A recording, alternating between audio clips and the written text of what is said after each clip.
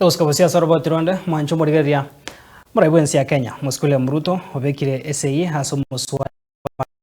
ndro ime nyumba yoborai yaiga asomucho Nairobi ritukoria rero murai nigo bono akwanire una serikali yabekire any events emo na kuria ira yogocha kwa Amagenderero segeka kemyaka 15 sebona atebire nigo nigare no mweso wa Amagenderero bo koenekia buse koenekia buna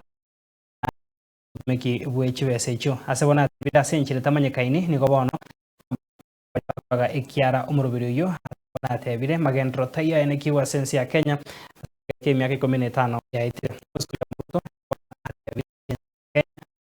ESEI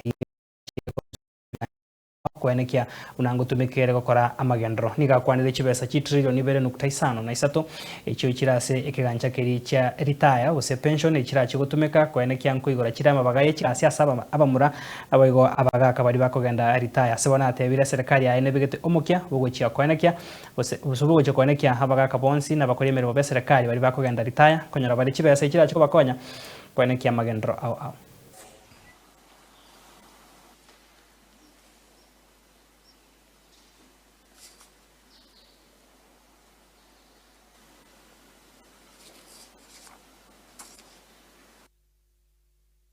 We just announced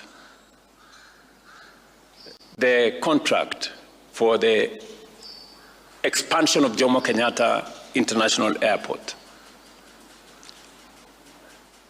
Between 15 and 20 billion shillings from the National Infrastructure Fund, from the proceeds of the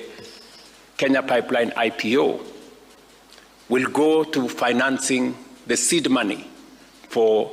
the expansion of Jomo Kenyatta International Airport. We will put in our 15 or 20 billion, pension funds,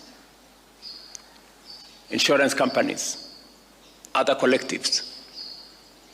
You have the opportunity to invest. We also had a similar arrangement where we had also proposed that we would set up a fund